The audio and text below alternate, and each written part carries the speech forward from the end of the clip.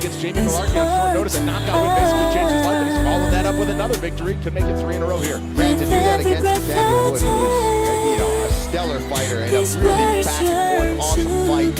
And Naimov still doesn't necessarily have good blood there with Nathaniel Wood. He wants to carry that momentum and that aggression into this fight, and he just feels that he's better everywhere. When we talked to him about game plans and strategies, he had them, but really, he thinks he can outstrike him, he thinks he can out-wrestle him, and he thinks he can hit the mat even though his opponent is a very good grappler. Naimov thinks that he will be the better grappler, the better jiu-jitsu player. He just thinks he's all around a better fighter. And this is a guy who calls himself a mountain man. He told me he trains in the mountains, lived there in the mountains, and then obviously training in Colorado. He doesn't think that he's going to have any issues with the elevation, which is a big talking point that you're going to hear us talk about throughout the night. Guys, we've been here. 7,300 feet is no joke. Yeah, and he shows how tough he really is, because when he lost him in the Light Contender Series, he was thinking about letting all this go. He said, I couldn't get anybody to pick a fight against me. Corey Sandhagen, one of my training partners, really told him to be up.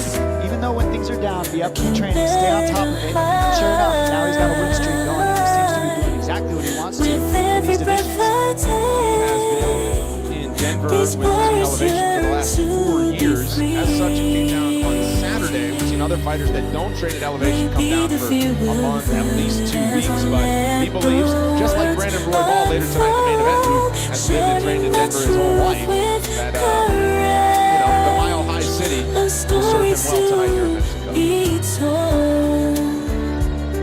The vulnerability, a risk I'm willing to take for the chance of connection, for healing sake. Representing Venezuela, but fighting out of Costa Rica. Here's the 36-year-old Eric Silva. Second chance at a first impression tonight as he makes his second walk to the octagon. The crowd, Dom, will be on his side as he reps Latin America for the first time tonight.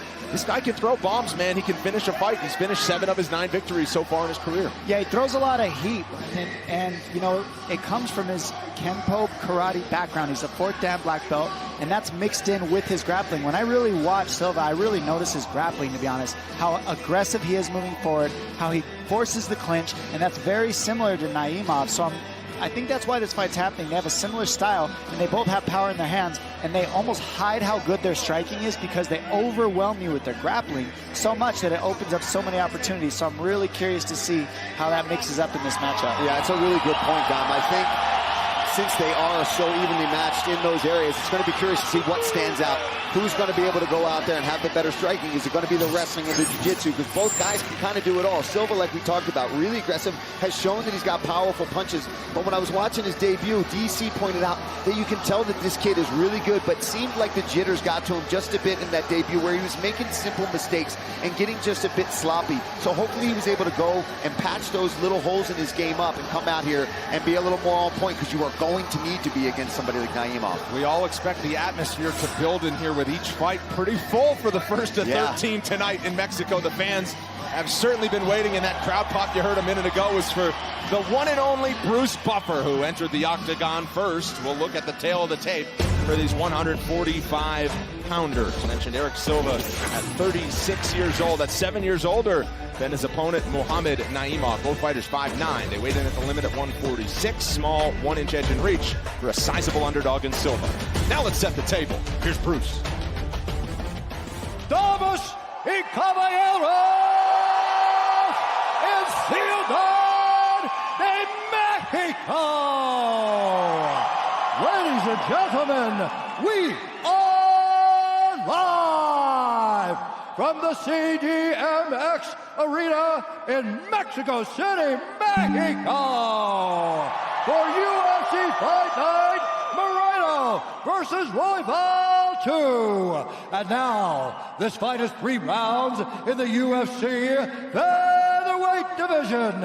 Introducing first, fighting out of the blue corner, a mixed martial artist, holding professional record, 10 wins, 2 losses. He stands 5 feet 9 inches tall, weighing in at 146 pounds. Fighting out of Dushanbe, Tajikistan, Muhammad Naimov.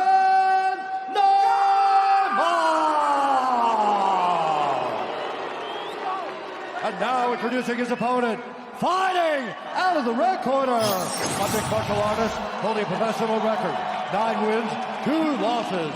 He stands 5 feet 9 inches tall, weighing in at 146 pounds, fighting out of Alajuela, Costa Rica, by way of Caracas, Venezuela, Eric the King Silva!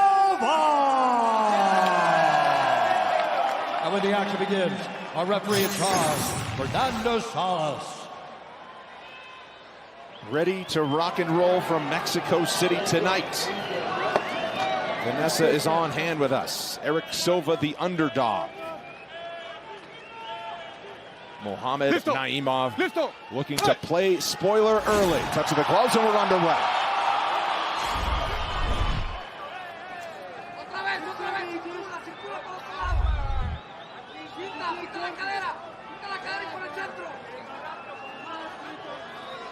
And we're going to call on it.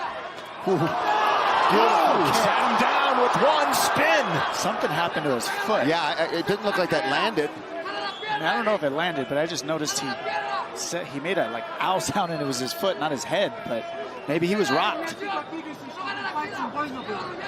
Silva now over under along the fence. Naimov reverses a nice trip to get things to the mat. Oh, he's got it. Oh, and that's it. Must be some kind of injury. Yeah, he's grabbing his leg. Oh, it's really bad. And Salas, the referee, calling for the doctor right away. Just no telling what actually happened. So the ringside physician in to see, and we'll obviously get a look. He's grabbing his left leg. Like you said, Dom, the spin kick came up top. He got the guard up. We'll see. They'll show the replay. We'll see what happened to his leg. Maybe he posted funny. Oh, he stepped back on the Oh, fence. did he pop an Achilles or something? Yeah, he stepped back in that little gap, and it looked like it hurt his foot. They're checking his knee, though. Spin kick was beautiful. Set all that up, to be honest. All right, well, you got to feel for Eric Silva, not how we expected to start the night. We'll make things official for this first matchup when we come back.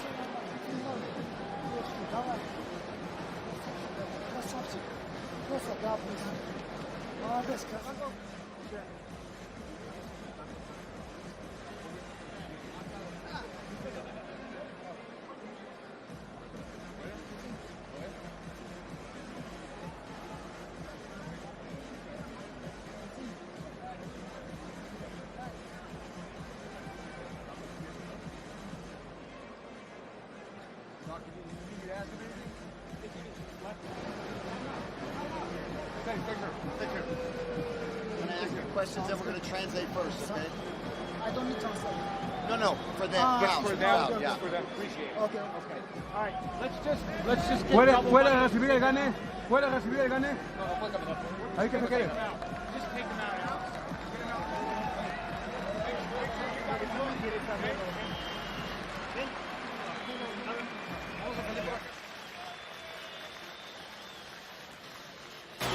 Later tonight, right here on ESPN Plus, 2 of the best flyweights.